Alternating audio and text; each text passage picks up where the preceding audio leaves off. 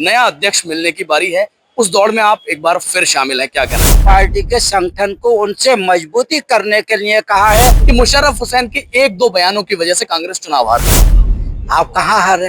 हमें 46,000 वोट पड़ा है।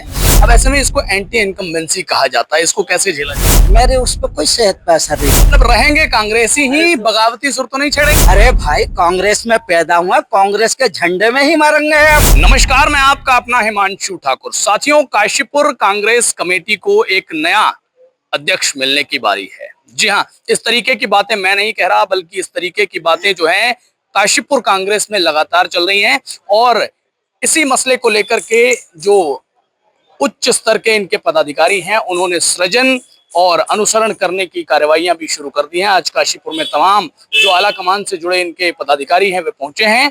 और अब काशीपुर महानगर कांग्रेस कमेटी को अगर नया अध्यक्ष मिलने की बारी आएगी तो जो वर्तमान के महानगर जिला अध्यक्ष हैं मुशर्रफ हुसैन साहब, उनकी बात जरूर आएगी। इसी वजह से मुशर्रफ हुसैन जी हमारे साथ हैं, बातचीत करेंगे, संवाद करेंगे। मुशर्रफ जी, नया अध्यक्ष मिलने की बारी है, उस दौड़ में आप एक बार फिर शामिल हैं, क्या कहना चाहते हैं? देखिए ठाकुर साहब, मैं आपके इस चैनल के माध्यम से कहना चाहूँगा कि हमारे जननायक नेता, इस भारत के जो एक गरीबों और दलितों का, मजदूरों के, मजलूमों के मसीहा माननीय राहुल गांधी जी, उन्होंने ऑल ओवर इंडिया लेवल पर सृजन संगठन का एक कार्यक्रम आयोजित किया है जो हर स्टेट में होना है। उसी स्टेट के मुतालिक उत्तराखंड में अब ये आज से ये शुरू हुआ है आयोजन। बहुत दमदार जमीनी स्तर के नेता हैं, वो यहाँ हमारे इस कांग्रेस नवचेतना भवन में ठहरे हुए हैं। और उनके साथ हमारे 2 ऑब्जर्वर देहरादून से आए हुए हैं, पीसीसी से। वो सब यहाँ कांग्रेस पार्टी के कार्यकर्ताओं की नब्ज टटोल रहे हैं। और वो ये टटोल रहे हैं नब्ज कि भाई यहाँ पर जो अब तक, जैसे मैं बताऊं, मेरा कार्यकाल पिछले टाइम में करीब 1-1.25 साल का कार्यकारी अध्यक्ष के रूप में रहा है। उसके बाद मुझे करीब 1-1.25 साल मुझे फुल फ्रेश अध्यक्षता के रूप में हुआ है। और मेरी अपनी अध्यक्षता में मैंने जितना काम किया है वो सब कांग्रेस पार्टी का एक एक कार्यकर्ता जानता है। और आप भी जानते हैं कि मैंने पीसीसी के द्वारा कितने प्रदर्शन किए हैं, कितने राज्य सरकारों के पुतले फूके हैं। हर कार्यक्रम मैंने बढ़ चढ़ कर हिस्सा लिया है। मेरे कार्यकाल में 2 चुनाव हुए हैं। एक है लोकसभा का हुआ जिसमें हमारे माननीय प्रकाश जोशी जी ने चुनाव लड़ा। उससे पहले हमारी लीड थी 35,000 से हम हारे थे। उस लीड को मैंने कम किया, 25,000 से हारे। अब अभी लेटेस्ट आपके सामने मेयर का चुनाव हुआ। मेयर के चुनाव में हमें जबरदस्ती हराया गया।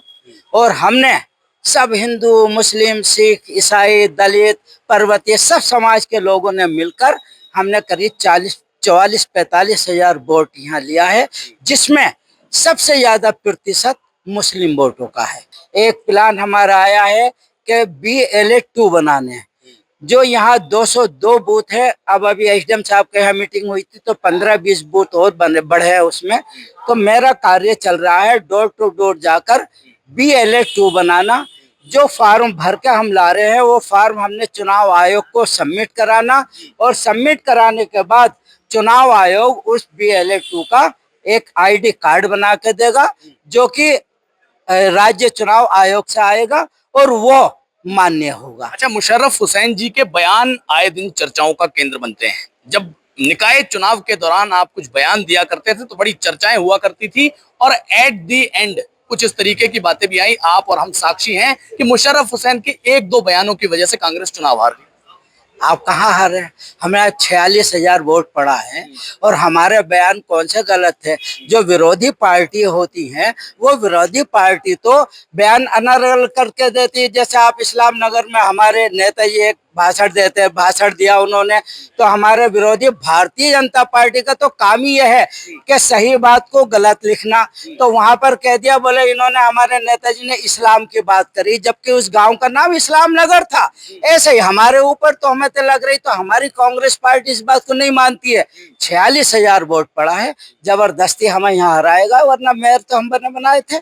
और आने वाला वक्त ये बता देगा कि क्या कहेगा। लेकिन आपकी व्यक्तिगत रूप से मुशर्रफ हुसैन की तोहमतें उड़ाने वाले, मुशर्रफ हुसैन पर तोहमतें लगाने वाले सुने गए हैं कि आपकी कांग्रेस पार्टी के भी कई सारे चेहरे हैं और वो चेहरे सामने आने तक को तैयार हैं। अब ऐसे में इसको एंटी इनकम्बेंसी कहा जाता है, इसको कैसे झेला जाएगा? देखिए ठाकुर साहब, आप चश्मदीद गवाह है, आपका ये माइक चश्मदीद गवाह है। चुनाव के बीच में किस तरह की मेरे खिलाफ अनर्गल बयानबाजी हुई है और इसी ऑफिस में जिन लोगों ने बयानबाजी की थी आपके सामने मैंने लाके मौजूद कर दिया, जो अनर्गल बयानबाजी मेरे खिलाफ कर दी है। लेकिन मेरे उस पर कोई सेहत पर असर नहीं पड़ा। मेरा काम है कांग्रेस पार्टी के संगठन को मजबूत करना, वो करता हूँ। आगे फैसला हाईकमान के ऊपर है। हाईकमान जिसे चाहे उसे जिम्मेदारी दे, मुझे देगा दोबारा पुनः तो मैं उससे और ज्यादा बढ़ के काम करूंगा, नहीं देगा तो भी उससे ज्यादा बढ़कर काम करेगा। ये मेरी कांग्रेस पार्टी का एक इतिहास रहा है।